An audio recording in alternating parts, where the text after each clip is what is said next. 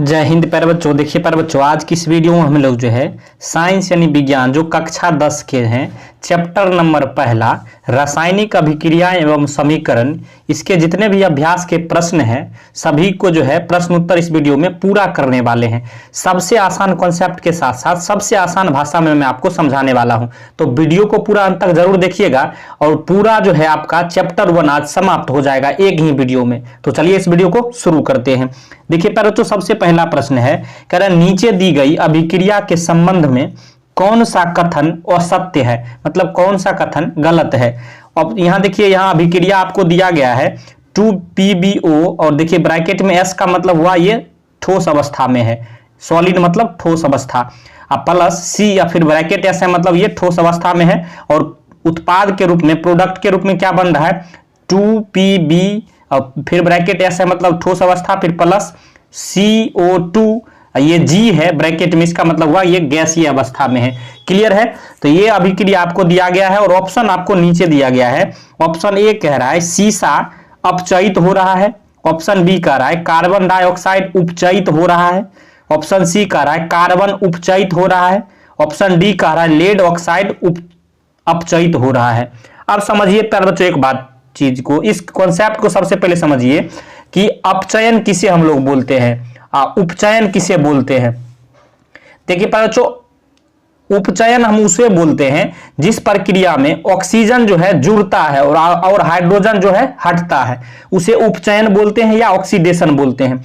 Reduction या अपचयन क्या होता है, तो ऐसी प्रक्रिया है जिसमें ऑक्सीजन जो है अलग होता है और हाइड्रोजन जुड़ जाता है। क्लियर है। तो सबसे पहले कह रहा है सीसा अपचयित हो रहा है, तो यहां सीसा तो अपचयित नहीं हो रहा है प्यारे बच्चों, यहां PbO मतलब लेड ऑक्साइड का अपचयित तो हो रहा है, तो ऑप्शन ए यहां गलत हो जाएगा। ऑप्शन बी कह रहा है कार्बन डाइऑक्साइड उपचयित हो रहा है, तो सिर्फ कार्बन उपचयित हो रहा है प्यारे बच्चों, कार्बन डाइऑक्साइड नहीं, तो ऑप्शन बी भी गलत हो जाएगा। तो ऑप्शन सी कह रहा है कार्बन उपचयित हो रहा है, तो कार्बन बिल्कुल उपचयित हो रहा है। उपचयित का मतलब क्या हुआ, उपचयन का मतलब हुआ जिसमें कार्बन जो है जुड़ जाता है, ऑक्सीजन जुड़ जाता है, सॉरी, तो कार्बन के साथ यहां देखिए ऑक्सीजन जुड़ गया उत्पाद में, तो इसका मतलब हुआ कार्बन का उपचयन हो गया। इसी तरह लेड ऑक्साइड का अपचयित हो रहा है, तो लेड ऑक्साइड PbO है, तो अपचयित का मतलब क्या हुआ, अपचयन का मतलब हुआ जिसमें से ऑक्सीजन निकल जाना चाहिए, तो यहां देखिए उत्पाद के रूप में यहां ऑक्सीजन हट गया, इसलिए लेड ऑक्साइड का अपचयित हो रहा है। मतलब ऑप्शन सी और डी जो है ये आपको सही बोल रहा है और ए और बी जो है गलत बोल रहा है, तो आपको गलत कथन को जो है चुनना है। तो ए और बी ऑप्शन यहां देखिए, ऑप्शन ए दिया हुआ है, ए और बी ये सही हो जाएगा। क्लियर है, कॉन्सेप्ट समझ में आ गया। अब चलिए चलते हैं दूसरे प्रश्न की ओर। प्रश्न 2 कह रहा है बच्चों कि Fe2O3 प्लस 2Al ये जो है उत्पाद के रूप में बन रहा है Al2O3 प्लस 2Fe, ऊपर दी गई अभिक्रिया किस प्रकार की है। एक बात समझिए प्यारे बच्चों, यहां से देखिए ये यौगिक के रूप में है, यौगिक में है, यहाँ एल्युमिनियम है। अब देखिए यहाँ क्या हो रहा है, यहाँ एक काम हो रहा है कि एल्युमिनियम जो है ना ऑक्सीजन के साथ मिल जा रहा है, और एल्युमिनियम जो है ऑक्सीजन के साथ मिल जा रहा है और Fe को बाहर कर दे रहा है, मतलब विस्थापित कर दे रहा है।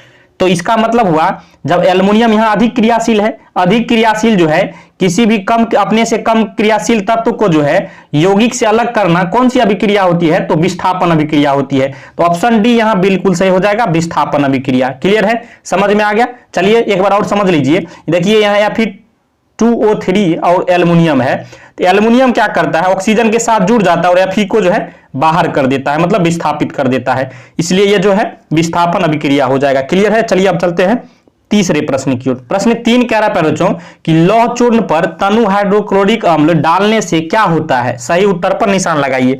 जब लौह चूर्ण पर जो है तनु हाइड्रोक्लोरिक अम्ल डालेंगे प्यारे बच्चों तो क्या होगा, हाइड्रोजन गैस और आयरन क्लोराइड बनता है, यानी ऑप्शन ए यहां बिल्कुल सही हो जाएगा। जब लौह चूर्ण पर तनु हाइड्रोक्लोरिक अम्ल डालेंगे तो हाइड्रोजन गैस एवं आयरन क्लोराइड बनता है, तो ऑप्शन ए यहां बिल्कुल सही हो जाएगा। देखिए प्यारे बच्चों, इस चैप्टर में जो है आपको 3 ही वस्तुनिष्ठ प्रश्न यानी ऑब्जेक्टिव प्रश्न दिए थे, तीनों को हमने कवर कर दिया। अब चलिए चलते हैं अगले प्रश्न की ओर जो कि आपके सब्जेक्टिव है, कॉन्सेप्ट बेसिस है। प्रश्न 4 कह रहा है कि संतुलित रासायनिक समीकरण क्या है।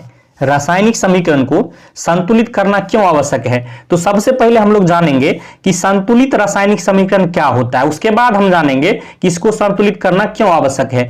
तो चलिए प्यारे बच्चों, तो जब किसी रासायनिक समीकरण में विभिन्न तत्वों के परमाणुओं की संख्या, जब किसी रासायनिक समीकरण में विभिन्न तत्वों के परमाणुओं की संख्या बाईं ओर यानी कि LHS तीर के बाईं ओर, ध्यान रखिएगा तीर के बाईं ओर मतलब LHS तथा दाईं ओर मतलब तीर के दाईं ओर मतलब RHS में बराबर होना चाहिए। क्या बराबर होना चाहिए?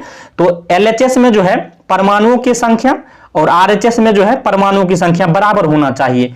तो इसे हम लोग क्या बोलेंगे? संतुलित रासायनिक समीकरण इसको हम लोग बोलते हैं। क्लियर है? इसका मतलब क्या हुआ? अर्थात अभिकारकों में तत्वों के कुल परमाणुओं की संख्या, वही बात जो हमने पहले बताया है, बराबर होना चाहिए उत्पाद में तत्वों के कुल परमाणुओं की संख्या। क्लियर है? तो आगे क्या कह रहा है कि आप जानेंगे कि रासायनिक समीकरण को संतुलित करना क्यों आवश्यक है। तो चलिए यहां कह रहा है रासायनिक समीकरण को संतुलित करना इसलिए आवश्यक होता है क्योंकि किसी भी रासायनिक अभिक्रिया में द्रव्यमान का ना तो निर्माण होता है और ना ही विनाश होता है। इसका मतलब क्या हुआ? अर्थात उत्पाद तत्वों का कुल द्रव्यमान बराबर अभिकारक तत्वों के कुल द्रव्यमान, ये जो दोनों बराबर होना चाहिए। अतः रासायनिक समीकरण में द्रव्यमान के संरक्षण नियम का पालन होता है। तो इसलिए हम लोग संतुलित करते हैं क्योंकि द्रव्यमान संरक्षण नियम का पालन होना जरूरी है। समझ गए? पूरा समझ में आ गया? अब चलिए चलते हैं अगले प्रश्न की ओर। प्रश्न 5 है, कह रहा है कि निम्न कथनों को रासायनिक समीकरण के रूप में परिवर्तित कर उन्हें संतुलित करिए। अब इसको क्या करना है प्यारे बच्चों? यहां जो है देखिए, यहां जो निम्न कथनों में जो ये दिए गए हैं, ये चार कथन दिए गए हैं। इसमें रासायनिक समीकरण के रूप में परिवर्तित इसे करना है, उसके बाद जो है संतुलित करना है। तो समझिए यहां देखिए, सबसे पहला क्या दिया है? नाइट्रोजन हाइड्रोजन गैस से संयोग कर अमोनिया बनाता है। अब समझिए यहां प्यारे बच्चों, देखिए यहां जो है, यहां क्या है, यहां समझ लीजिए। देखिए हाइड्रोजन जो है नाइट्रोजन के साथ अभिक्रिया करके क्या बनाया? अमोनिया बनाया। इसमें जो है हमने जो है पूरा बैलेंस करके आपको समीकरण बता दिया है। अगर आपको बैलेंस करना नहीं आता है तो सबसे तरीका मैं आपको बता रहा हूं कि मैं आज यहां जो है आपको लिंक जो है आपको आई बटन और डिस्क्रिप्शन में दे दूंगा। इसका कंप्लीट जो है ट्रिक के मदद से किस तरह से जो है रासायनिक समीकरण को संतुलित किया जाता है उसको जो है आप सीख लीजिए, उसके बाद जो है आप आसानी से इसे बना लीजिएगा। तो यहां सिर्फ एक बार समझ लीजिए, पहला है नाइट्रोजन हाइड्रोजन गैस से संयोग कर अमोनिया बनाता है। तो यहां जो है देखिए 3s2 हो जाएगा प्लस N2, ये मिलके 2NH3 हो जाएगा, पहला हो गया। दूसरा का हाइड्रोजन सल्फाइड गैस का वायु में दहन होने पर जल एवं सल्फर डाइऑक्साइड बनाता है। तो दूसरा समीकरण हो जाएगा 2H2S मतलब हाइड्रोजन सल्फाइड, ये जो है 3O2 के साथ मिलके क्या बनाएगा? 2H2O plus 2SO2। अब तीसरा है एल्युमिनियम सल्फेट के साथ अभिक्रिया कर बेरियम क्लोराइड एल्युमिनियम क्लोराइड एवं बेरियम सल्फेट का अवक्षेप देता है। अब तीसरा है कि यहां देखिए BaCl2 प्लस Al2SO4, देखिए यहाँ ब्रैकेट में AQ है, इसका मतलब वह जो है जलीय अवस्था में है। तो यहाँ Al2SO4 का होल थ्राइस, ये भी AQ मतलब जलीय अवस्था में है। क्या बनता है? तो 2AlCl3, ये भी जलीय अवस्था में है, प्लस 3BaSO4 और सॉलिड अवस्था मतलब ये ठोस अवस्था में है। चौथा कह रहा है कि पोटेशियम धातु जल के साथ अभिक्रिया करके पोटेशियम हाइड्रोक्साइड एवं हाइड्रोजन गैस देती है। इसका समीकरण ये हो जाएगा 2K ठोस अवस्था प्लस 2H2O लिक्विड अवस्था मतलब द्रवस्था, ये बनाएगा 2KOH plus H2 gas. Clear है? तो इसको बैलेंस करना हम ट्रिक की मदद से आपको यहां जो है लिंक जो है आपको इस वीडियो का दे देंगे। सेम यही प्रश्न जो है आगे प्रश्न 6 जो दिया गया है, देखिए प्यारे बच्चों यह जो प्रश्न दिया गया है प्रश्न 6, इसको हमने पूरा सॉल्व करवा चुका है। किस तरह से आपको करना है सबसे आसान ट्रिक की मदद से हमने सिखा दिया है। तो उस वीडियो को पूरा जरूर देख लीजिए, आपको 100% गारंटी है समझ में आ जाएगा। प्रश्न 6 भी कवर हो गया। अब चलिए प्रश्न 7 की ओर हम लोग चलते हैं। देखिए प्यारे बच्चों प्रश्न 7 भी वही है, कह रहा है निम्न अभिक्रियाओं के लिए संतुलित रासायनिक समीकरण लिखिए। अब इसका जो है संतुलित रासायनिक समीकरण आपको लिखना है। तो चलिए मैं आपको बताते चल रहा हूं किस तरह से आपको लिखना है। देखिए पहला क्या दिया हुआ है प्यारे बच्चों, कह रहा है calcium hydroxide plus carbon dioxide मिलकर क्या बनाता है? कैल्शियम कार्बोनेट प्लस जल। तो इसका किस तरह से आप जो है संतुलित रासायनिक समीकरण लिखिएगा, यहां देख लीजिए। तो कैल्शियम जो है हाइड्रोक्साइड CaOH का होल ट्वाइस प्लस CO2, ये मिलके क्या बनाता है? CaCO3 plus H2। पहला का आपको इस तरह से लिख देना है। तो ये पहला का क्लियर हो गया। दूसरा का रहा जिंक प्लस सिल्वर नाइट्रेट, ये क्या बनता है, जिंक नाइट्रेट प्लस सिल्वर। तो दूसरा यहां लिखिएगा Zn plus S plus 2 AgNO3, ये बनेगा ZnNO3 का होल ट्वाइस प्लस 2 Ag। दूसरा भी क्लियर हो गया। तीसरा कह रहा है कि एल्युमिनियम प्लस कॉपर क्लोराइड मिलके क्या बनाता है, एल्युमिनियम क्लोराइड प्लस कॉपर। तो तीसरा है, यहां देख लीजिए 2Al प्लस 3CuCl2, ये जो है उत्पाद के रूप में बनेगा 2AlCl3 प्लस 3Cu। क्लियर है, तो तीसरा भी क्लियर हो गया। अब चौथा क्या है कि barium chloride plus potassium sulphate मिलके क्या बनाता है, तो barium sulphate plus potassium chloride. तो यहां चौथा लिख दीजिएगा BaCl2 AQ मतलब जलीय अवस्था प्लस K2SO4, ये भी जलीय अवस्था, फिर BaSO4 बनेगा और 2KCl ये भी जलीय अवस्था में बनेगा। तो चौथा भी क्लियर हो गया। चलिए अब चलते हैं अगले प्रश्न की ओर।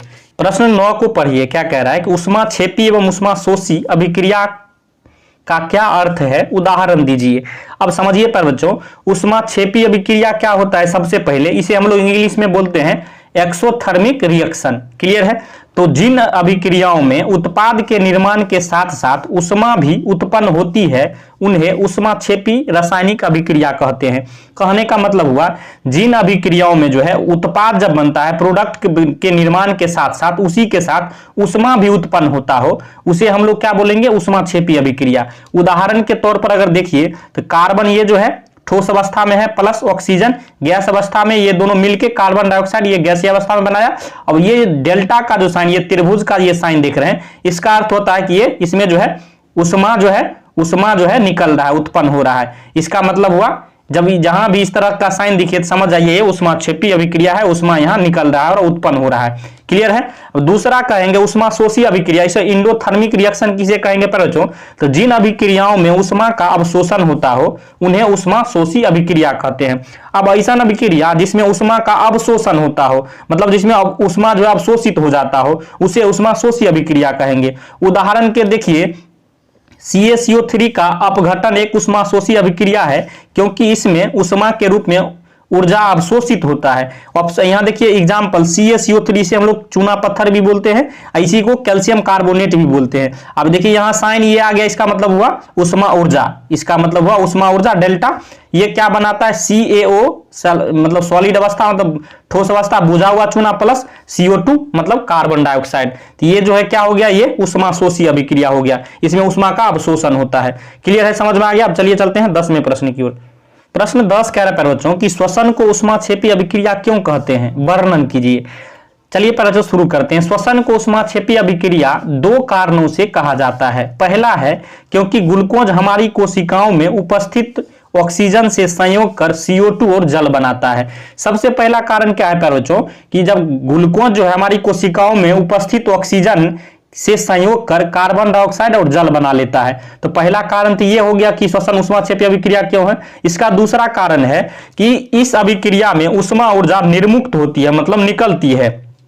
जैसे एग्जांपल समझिए C6H12O6 मतलब ये ग्लूकोज है, ये जलीय अवस्था में है, प्लस CO2 मतलब ये भी जलीय अवस्था में है। प्रोडक्ट माने उत्पाद के रूप में क्या बनेगा, 6CO2 मतलब यहाँ कार्बन डाइऑक्साइड बना, प्लस 6H2 मतलब यहाँ क्या बना, जल बना। उसके बाद उष्मा ऊर्जा यहाँ जो है निर्मुक्त हो रहा है। क्लियर है, बन रहा है मतलब निकल रहा है। इसलिए जो है श्वसन को उष्माक्षेपी अभिक्रिया कहते हैं। प्रश्न 11 को परिपर जो क्या कह रहा है, कह रहा है वियोजन अभिक्रिया को संयोजन अभिक्रिया के विपरीत क्यों कहा जाता है। इन अभिक्रियाओं के लिए समीकरण लिखिए। समझिए बच्चों, वियोजन अभिक्रिया क्या होता है। सबसे पहले तो वियोजन अभिक्रिया में कोई अभिकारक दो या दो से अधिक उत्पादों में विघटित हो जाता है। कहने का मतलब हुआ कि वियोजन अभिक्रिया वैसी अभिक्रिया है जिसमें कोई अभिकारक जो है दो या दो से अधिक उत्पादों में विघटित हो गया। उदाहरण के लिए देखिए यहाँ अभिकारक यहाँ क्या है, FeSO4 मतलब फेरस सल्फेट। ये उष्मा की उपस्थिति में क्या किसमें टूट गया, तो देखिए उत्पाद के रूप में दो या दो से अधिक टूट गया। यहाँ Fe2O3 एक फेरिक ऑक्साइड टूटा है, ये वो यहाँ जो है SO2 मतलब सल्फर डाइऑक्साइड, यहाँ SO3 भी बना है। तो दो से अधिक देखिए उत्पाद के रूप में टूट गया, एक अभिकारक दो से अधिक उत्पाद में बदल गया। तो इसे हम लोग कौन अभिक्रिया बोलेंगे, वियोजन अभिक्रिया मतलब टूट गया। समझ गए। अब चलिए अगली जब हम लोग चलते हैं संयोजन अभिक्रिया, इसलिए अलग है। आप देखिए वियोजन अभिक्रिया में जो है अभिकारक जो है टूट के प्रोडक्ट के रूप में 2 या 2 से अधिक बनता है, और संयोजन अभिक्रिया में क्या होता है कि अभिकारक मिलके जो है 2 या 2 से अधिक अभिकारक मिलके एक जो है उत्पाद का निर्माण करता है, इसलिए ये एक दूसरे का विपरीत यानी उल्टा होता है। यही समझिए संयोजन अभिक्रिया कह रहे हैं कि संयोजन अभिक्रिया में 2 या 2 से अधिक पदार्थ तत्व या यौगिक हो सकता है, संयुक्त मतलब मिलकर संयुक्त होकर एक नया पदार्थ बनाते हैं। समझ गए प्यारे बच्चों, वही चीज जो हमने बताया है।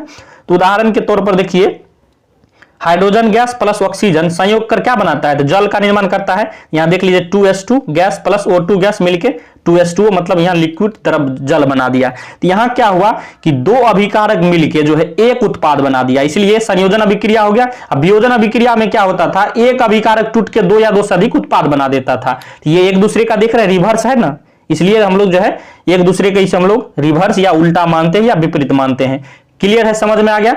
प्रश्न 12 कह रहा है प्यारे बच्चों, उन वियोजन अभिक्रियाओं के एक एक समीकरण लिखिए जिनमें उष्मा, प्रकाश एवं विद्युत के रूप में ऊर्जा प्रदान की जाती है। प्यारे बच्चों कह रहा है कि उन वियोजन अभिक्रियाओं के एक एक समीकरण लिखिए जिनमें क्या उष्मा की उपस्थिति में, प्रकाश की उपस्थिति में और विद्युत की उपस्थिति में ऊर्जा प्रदान की जाती है। तो सबसे पहला हम लोग चलते हैं उष्मा के द्वारा वियोजन।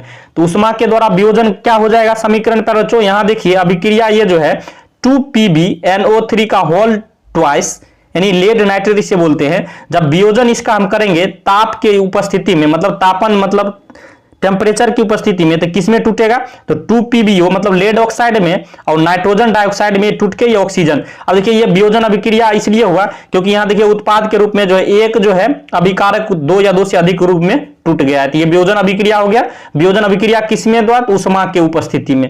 दूसरा कह रहा प्रकाश की उपस्थिति में कौन अभिक्रिया वियोजन होगा, तो यहां देखिए इसका भी समझ लीजिए 2AgBr ये जो है सूर्य प्रकाश की उपस्थिति में किसमें टूटता है, 2Ag प्लस Br2 में। इसी तरह तीसरा है विद्युत द्वारा वियोजन किस तरह से कौन समीकरण होगा, तो 2H2O मतलब विद्युत की उपस्थिति में ये अम्लीकृत जल है, ये टूटेगा कौन चीज पर, तो H2 यहाँ एनोड पर बनेगा और O2 मतलब ऑक्सीजन कैथोड पर बनेगा। तो तीनों चीज हम समझ गए। अब चलिए चलते हैं अगले प्रश्न की ओर।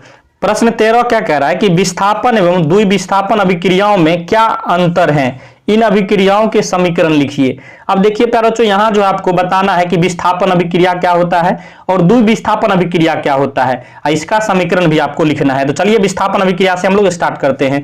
तो जब अधिक क्रियाशील तत्व कम क्रियाशील तत्व को उसके यौगिक से विस्थापित कर देता है यानी कि अलग कर देता है तो विस्थापन अभिक्रिया उसे हम लोग बोलते हैं।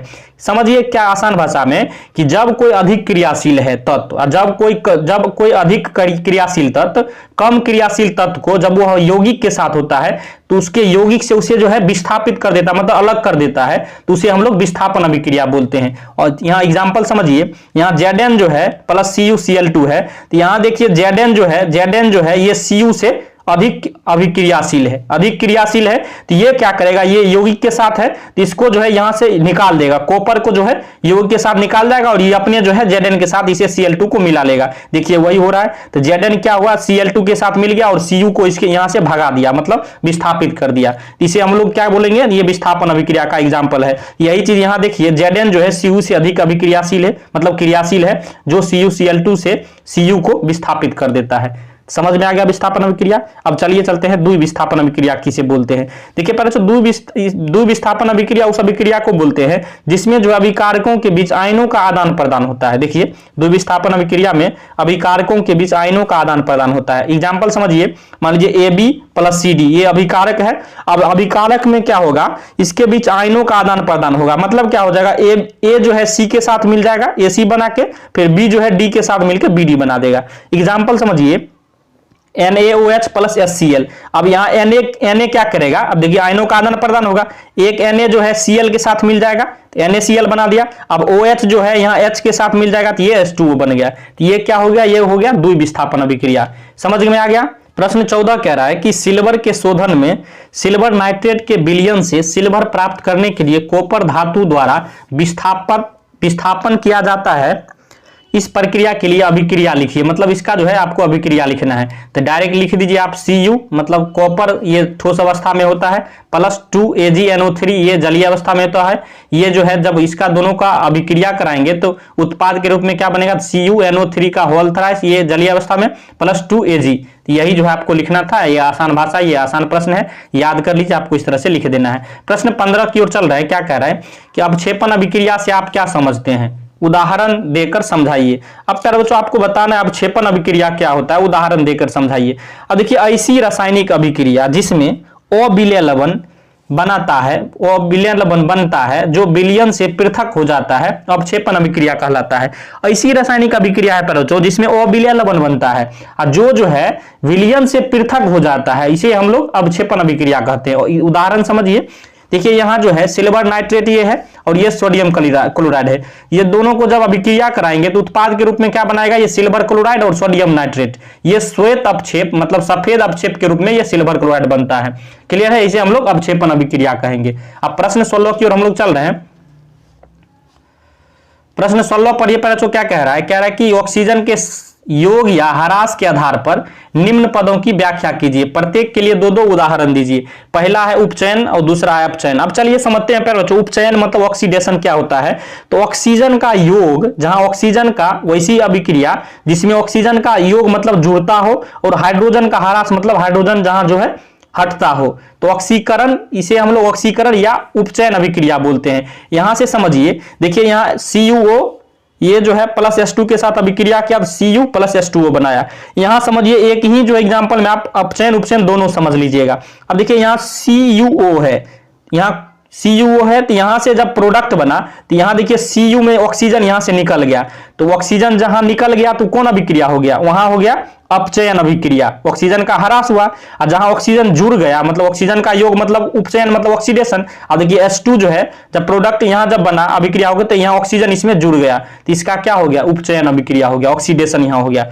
दूसरा एग्जांपल समझिए, ऑक्सीजन यहां देखिए Mg जो है O2 के साथ अभिक्रिया करके क्या बनाता है, MgO बनाता है। ये कौन सा हो गया, उपचयन अभिक्रिया हो गया। चलिए चलते हैं अब जो है अपचयन हम लोग समझ लेते हैं। अपचयन या रिडक्शन ऐसी अभिक्रिया है जिसमें ऑक्सीजन अलग होती है या हाइड्रोजन जुड़ जाती है। क्लियर है, इसे हम लोग अपचयन अभिक्रिया कहते हैं, इसे हम लोग रिडक्शन भी अभिक्रिया भी बोलते हैं। उदाहरण देखिए ZNO प्लस Cu। आप देखिए यहाँ आप समझिए ZNO यहाँ ऑक्सीजन है तो ऑक्सीजन क्या हो जाएगा, यहाँ अलग हो जाएगा। देखिए यहाँ ऑक्सीजन Zn से हट गया तो यहाँ ऑक्सीजन हट गया और Cu के साथ ऑक्सीजन जुड़ गया, तो कौन अभिक्रिया हो गया, ये अपचयन अभिक्रिया हो गया, रिडक्शन। यहाँ भी देखिए Cl2 प्लस H2। अब हाइड्रोजन का एक दो, इसमें एक क्या होता है, ऑक्सीजन अलग होता है और हाइड्रोजन जुड़ जाता है। अब दूसरा अभिक्रिया में देखिए यहाँ हाइड्रोजन देखिए Cl2 के साथ जुड़ गया, तो ये भी जो कौन अभिक्रिया हो गया, अपचयन अभिक्रिया या रिडक्शन अभिक्रिया। चलिए प्रश्न 17 की ओर हम लोग चलते हैं। प्रश्न 17 कह रहा है कि एक भूरे रंग का चमकदार तत्व X को वायु की उपस्थिति में गर्म करने पर वह काले रंग का हो जाता है। इस तत्व मतलब X एवं उस काले रंग के यौगिक का नाम बताइए। प्यारे बच्चों वह कौन यौगिक है, तो समझिए आंसर आपको लिखना है। एक चमकदार तत्व X जो है कॉपर धातु है। प्यारे बच्चों यहां देखिएगा कॉपर धातु है, जब इसे वायु की उपस्थिति में गर्म किया जाता है तो यह उपचयित होकर काले रंग की copper oxide, copper second oxide जो है CuO बनाती है। अभिक्रिया इस प्रकार होती है, देख लीजिए यहाँ Cu ये भूरा रंग का होता है, जब ऑक्सीजन के साथ अभिक्रिया करिएगा ताप टेम्परेचर की उपस्थिति में तो ये क्या बनाता है, CuO मतलब कॉपर सेकेंड ऑक्साइड मतलब काला रंग का हो जाता है। क्लियर है, 17 भी क्लियर हो गया। प्रश्न 18 कह रहा है बच्चों कि लोहे की वस्तुओं को हम पेंट क्यों करते हैं। तो लोहे की वस्तुओं को हम लोग पेंट क्यों करते हैं, तो चलिए समझते हैं। लोहे की वस्तु हवा एवं आर्द्रता के संपर्क में आकर संक्षारित हो जाती है, अतः पेंट करने पर लोहे की सतह हवा या नमी या आर्द्रता के प्रत्यक्ष संपर्क में नहीं रहती है, जिसके कारण संक्षारण या जंग नहीं लगता है। इस तरह लोहा पेंट करके क्षतिग्रस्त नहीं होता है, इसलिए हम लोग जो है लोहा पर पेंट करते हैं। क्योंकि प्यारे बच्चों आसान भाषा में समझिए, क्योंकि जब लोहा को जो है जब खुली हवा में जब हम छोड़ देते हैं तो वह जो हवा या आर्द्रता के साथ जो है संपर्क में आकर क्या बना लेता है, वह जो है जंग बना लेता है। तो जंग से बचाने के लिए जो है हम लोग क्या करते हैं, उस पर पेंट कर देते हैं ताकि उसका जो है क्षतिग्रस्त नहीं हो। प्रश्न 19 कह रहा है बच्चों कि तेल एवं वसा युक्त खाद्य पदार्थों को नाइट्रोजन से प्रभावित क्यों किया जाता है। अब समझिए तेल एवं वसायुक्त खाद्य पदार्थ होता है उसको नाइट्रोजन से हमेशा प्रभावित किया जाता है। क्यों किया जाता है समझिए प्यारे बच्चों, तो तेल एवं वसा जो है खाद्य पदार्थों को नाइट्रोजन से इसलिए प्रभावित किया जाता है क्योंकि इन पदार्थों का गंध एवं स्वाद उपचयित होने के कारण बदल जाता है। नाइट्रोजन एक प्रतिऑक्सीकारक है जो इन पदार्थों को उपचयित यानी ऑक्सीकृत होने से बचाता है। अतः तेल एवं वसायुक्त खाद्य पदार्थों की विकृत गंधिता नहीं हो पाती है। इस तरह से वसायुक्त पदार्थ जैसे चिप्स खराब नहीं होता है, तो चिप्स खराब नहीं होता है इसलिए जो है इसे जो है नाइट्रोजन से प्रभावित किया जाता है। तो प्रश्न 19 भी क्लियर हो गया। प्रश्न 20 कह रहा है कि निम्नलिखित पदों का वर्णन कीजिए तथा प्रत्येक का एक एक उदाहरण दीजिए। इसमें पहला है संक्षारण, दूसरा है विकृत गंधिता। तो चलिए हम लोग स्टार्ट करते हैं। संक्षारण क्या होता है जो संक्षारण को समझिए, जब कोई धातु वायुमंडल में उपस्थित आर्द्रता एवं अम्ल के संपर्क में आती है तो उसके सतहों पर एक परत चढ़ जाती है। इस प्रक्रिया को संक्षारण कहते हैं। इसका मतलब जब कोई धातु जो है वायुमंडल में उपस्थित आर्द्रता एवं अम्ल के संपर्क में आता है तो उसके सतह जो होता है उसके सतह पर एक परत चढ़ जाता है। इसी प्रक्रिया को संक्षारण कहते हैं। जैसे जब लोहे का संक्षारण होता है तो उसमें जो है जंग लगना कहते हैं। तो जब इसी प्रक्रिया में जब लोहा पर जो है संक्षारण होता है उसे हम लोग जंग लगना बोलते हैं। उदाहरण समझिए, सिल्वर धातु जो है जैसे चांदी के ऊपर सिल्वर सल्फाइड की काली परत चढ़ जाती है इस कारण से, संक्षारण के कारण। कॉपर के ऊपर हरे रंग का कॉपर कार्बोनेट की परत चढ़ जाती है। इसी तरह लोहे के ऊपर लाली युक्त भूरे रंग की Fe2O3 मतलब हाइड्रेटेड फेरिक ऑक्साइड की परत चढ़ जाती है। समझ गए, उदाहरण भी समझ में आ गया। अब देखिए दूसरा क्या है, विकृत गंधिता को समझिए। तो विकृत गंधिता किसे हम लोग बोलते हैं, तेल एवं वसायुक्त खाद्य पदार्थ हवा या ऑक्सीजन के संपर्क में आने से उपचयित हो जाता है, मतलब ऑक्सीकृत होकर विकृत गंधित हो जाते हैं, जिसके कारण इसका स्वाद एवं गंध बदल जाते हैं। इस प्रक्रिया को विकृत गंधिता कहते हैं। तो विकृत गंधिता जो है रोकने का इसका क्या उपाय है बच्चों, तो सबसे पहला है कि नाइट्रोजन प्रतिऑक्सीकारक मिलाकर, जब उस प्रोडक्ट में जो है नाइट्रोजन प्रतिऑक्सीकारक मिला दीजिए तो विकृत गंधिता से रुक जाएगा। दूसरा है वायुरोधी बर्तनों में खाद्य सामग्री रखकर, जब उस खाद्य सामग्री को वायुरोधी बर्तनों में रखिएगा तो फिर भी उससे भी ये बच जाएगा। उदाहरण समझिए, चिप्स की थैली जो है लंबे समय बाद उपचयित होकर विकृत गंधित हो जाती है और मक्खन को कमरे के तापमान पर लंबे समय तक रखने पर इसका स्वाद खट्टा हो जाता है। इस सब का यही कारण है बच्चों कि इससे जो है खराब गंध आने लगती है क्योंकि यह उपचयित हो जाता है या विकृत गंधिता हो गया। क्लियर है। तो यहां तक जो है आज की इस वीडियो में हमने जो है चैप्टर 1 को जो है पूरा समाप्त कर दिया बच्चों। अगर आपको जो है वीडियो पसंद आया हो तो लाइक करिएगा और अपने दोस्तों में भी शेयर कर दीजिए और इस चैनल को जरूर सब्सक्राइब कर लीजिए इस तरह का बेहतरीन वीडियो पाने के लिए। चलिए वीडियो देखने के लिए धन्यवाद, मिलते हैं नेक्स्ट वीडियो में, तब तक के लिए जय हिंद जय भारत।